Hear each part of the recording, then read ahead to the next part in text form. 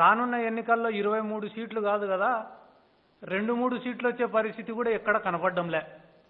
ఎందుకంటే వాళ్లకు సంబంధించిన మీటింగ్లలోనే జనాలేమో మహిళలేమో జై జగన్ అని అంటున్నారు, కొంతమంది ఏమో నిన్ను నమ్మం బాబు అంటున్నారు.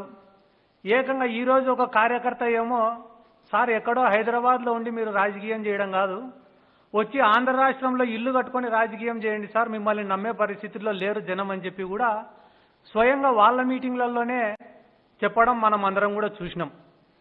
కానీ ఈ నారా లోకేష్ కానీ చంద్రబాబు నాయుడు గారు కానీ మాట్లాడే మాటలు ఏ రకంగా ఉండేరా అంటే, చనిపోయిన వైఎస్ రాజశేఖర రెడ్డి గారిని కూడా ఈరోజు వాళ్ళ మీటింగ్లలోకి తీసుకొని వచ్చి 24 కమిషన్లు వేసినా విచారణలు వేసినా వైఎస్ రాజశేఖర రెడ్డి గారు కూడా మా అవినీతిని ఏమి నిరూపించలేకపోయినారనే మాట నారా లోకేష్ గారు మాట్లాడడం నిజంగానే సిగ్గుచేటు. ఎందుకంటే ఆ రోజు వైఎస్ రాజశేఖర రెడ్డి గారు బతుకున్నప్పుడు చంద్రబాబు నాయుడు అవినీతి పరుడని చెప్పి తెలిసినా, దొంగ అని చెప్పి తెలిసినా, ఆ విచారణ ఒక 2 అడుగులు ముందుకు పడితే చంద్రబాబు నాయుడు అరెస్ట్ అవుతాడని చెప్పి తెలిసినా, ఆ రోజు చంద్రబాబు నాయుడు పోయి రాజశేఖర రెడ్డి గారి కాళ్ళు పట్టుకుంటే జాలి చూపించి, అరే ఒక అల్పుడి పైన ఈ వజ్రాయుధాలు వేయడం ఎందుకని చెప్పి ఆ రోజు వదిలేసిన మాట ప్రపంచానికి అంతా తెలుసు.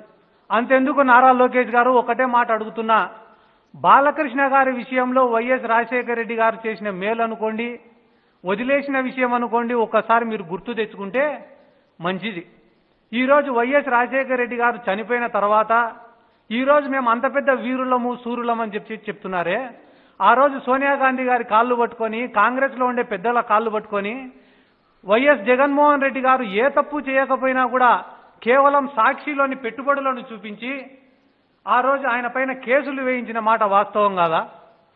ఆ రోజు మీరు ఎన్ని కుట్రలు పన్నినా కూడా ప్రజా కోర్టులో, ప్రజా న్యాయస్థానంలో జగన్మోహన్ రెడ్డి గారు గెలిచిన మాటను మర్చిపోయినారా?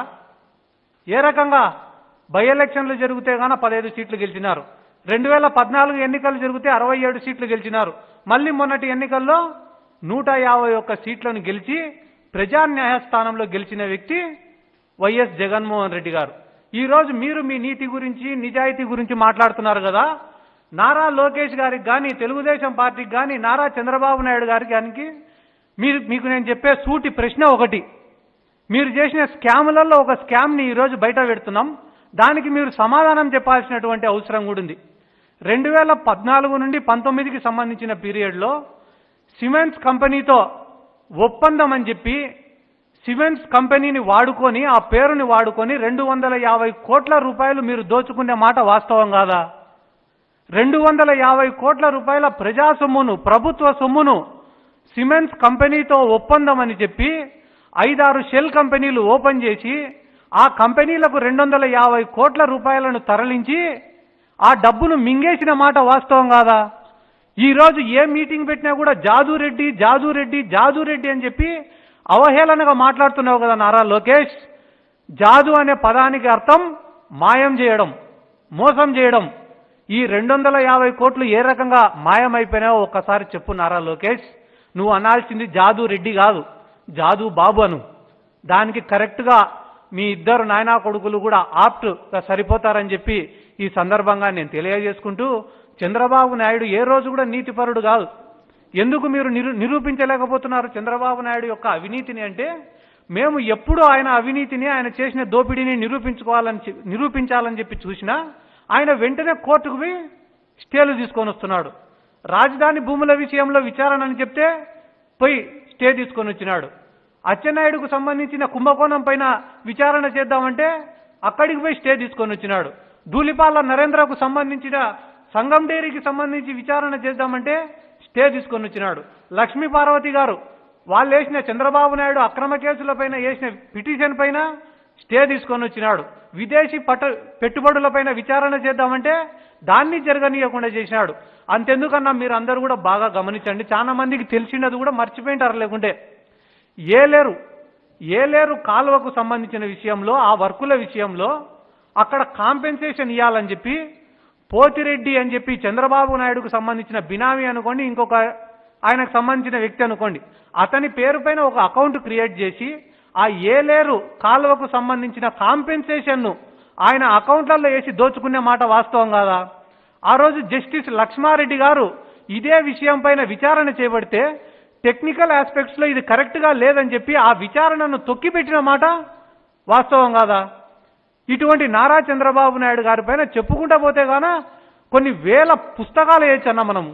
అంత అవినీతి పరుడు ఈరోజు తనకన్నా మించిన నీతిపరుడు లేడనట మీటింగులు పెట్టడము, యువగలం అని పేరు పెట్టడము, ఇదేం కర్మ రాష్ట్రానికి అని పేరు పెట్టడము నిజంగానే చాలా సిగ్గుచేటని చెప్పి ఈ సందర్భంగా నేను మరొకసారి తెలియజేసుకుంటూ, నారా లోకేష్ గారు ఎక్కడికైనా పోయినప్పుడు మాట్లాడేటప్పుడు కూడా ఆయన స్థాయిని గుర్తుపెట్టుకొని మాట్లాడాలి. ఎందుకంటే ఆయన ఫెయిల్యూర్ పొలిటీషియన్ కాదు, మనిషే ఫెయిల్యూర్ అతను. ఈరోజు నగిరికి పోయి రోజా గారి గురించి మాట్లాడుతున్నారు, జగన్మోహన్ రెడ్డి గారి గురించి మాట్లాడుతున్నారు. ఒక విషయం చెప్తాం, మీరు కూడా ఆలోచన చేయండి. మేము పొలిటికల్ ఫీల్డ్లో ఉన్నాం, సినిమా ఫీల్డ్లోకి పోతాం, 3 అట్టర్ ఫ్లాప్ సినిమాలు తీస్తాం. 3 అట్టర్ ఫ్లాప్ సినిమాలు తీసిన తర్వాత వన్ ఫైన్ డే ఇట్లనే ప్రెస్ మీట్ పెడతాం. ప్రెస్ మీట్ పెట్టి ఎన్టీ రామారావుకి యాక్షన్ రాదు, నాగేశ్వరరావుకి యాక్టింగ్ రాదు, చిరంజీవికి యాక్టింగ్ రాదు అని చెప్పి నేను మాట్లాడినా అనుకో, రాష్ట్రంలో ఉండే ప్రజలందరూ కూడా ఏమెత్తి నవ్వుతారో నేను చెప్పకూడదు. వీడు తీసింది 3 సినిమాలు, 3 అట్టర్ ఫ్లాప్ సినిమాలు, వీడు అంత పెద్ద యాక్టర్ల గురించి మాట్లాడతాడా అని అంటారు. ఎవరైనా అంటారు, అది సహజమే.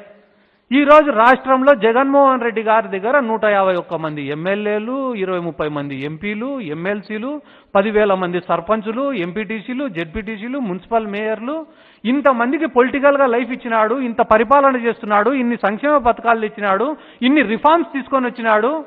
పెద్ద పెద్ద కంపెనీ ఓనర్లో రాష్ట్ర దేశవ్యాప్తంగా ఉండే ఎంతోమంది పొలిటికల్ లీడర్లో జగన్మోహన్ రెడ్డి గారి పరిపాలనను మెచ్చుకుంటుంటే ఈరోజు మంగళగిరిలో గెలిచలేని ఒక పనికిమాలినోడు వచ్చి జగన్మోహన్ రెడ్డి గారి పరిపాలన గురించి, ఆయన రాజకీయం గురించి సర్టిఫికేట్ ఇచ్చేంత మొగడా?